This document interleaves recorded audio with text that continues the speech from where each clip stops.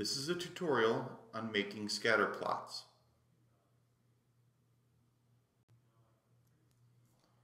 Making a scatter plot is just like making a graph.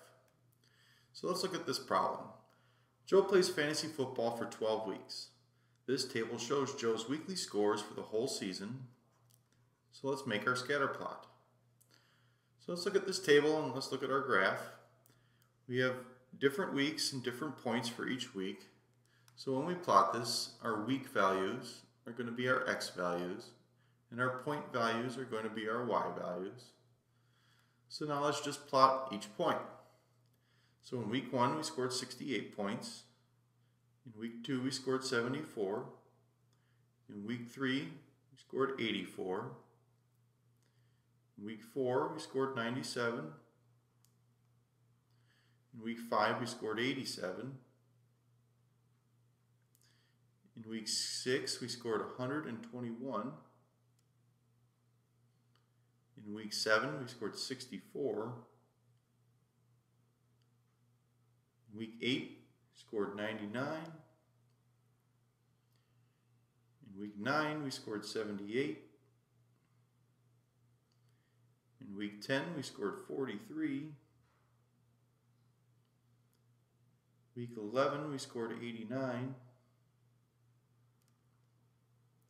And in week 12 we scored 92. So this is our scatter plot for the amount of points Joe scored during his fantasy football season. The reason why we make scatter plots is when we have lots of data, it's often easy to plot it and try to find a correlation with the data. There are 3 different correlations possible. There's a positive correlation, a negative correlation, and then there can be no correlation sometimes with some data. So a positive correlation happens when, as we move along the x-axis in a positive direction, the data also seems to move in a y-positive direction. So in general, it would move like this. A negative correlation is basically the opposite. As we move in the positive x direction, we move in the negative y direction. So our data tends to move like this. Now, if we can't tell what direction our data seems to be moving or trending at, then we would say it has no correlation because there's no line here that I can draw that would estimate the data. So let's look at these next 2 examples. Do either of these scatter plots have a correlation? Well, the first one does. As we move in this direction on the x-axis, the data tends to increase along the y-axis. So we would say we have a positive correlation.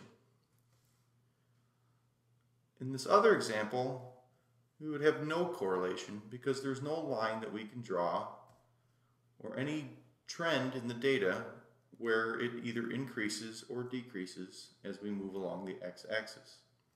So now that we understand what correlation is, let's talk about trend lines.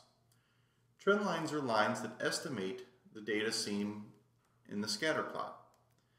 They tend to move in the direction of the correlation. So, for example, this first example that has a positive correlation, the trend line would look something like this. A trend line is an estimation of the data.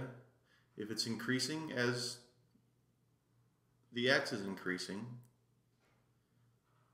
then it has a positive correlation and we have an upward sloping trend line. If we have a negative correlation, like in our second example, then our trend line would look something like this, with a downward sloping trend line, because our data has a negative correlation, or it moves in the negative y direction as we move in the positive x direction.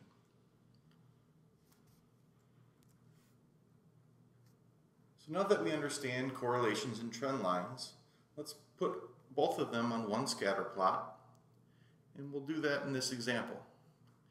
Bob sells movie tickets on Friday night. This table shows the amount of tickets Bob sells every hour. Does this data have a correlation? And if so, draw a trend line that estimates the data. So again, our time is going to be our x values, and our tickets are going to be our y values. So first let's plot the data. 10 o'clock, 15 tickets. At 11 there were 24 sold. At noon there were 20. 1 is 27. 2 o'clock is 42. 3, 54. 4, 66. 5, 64. 6 o'clock, 82. 7 o'clock, 95. 8, 90. 9 o'clock, we sold 110. 10 o'clock, we sold 130. And 11, we sold 124. So does this data have a correlation? Well, it seems to.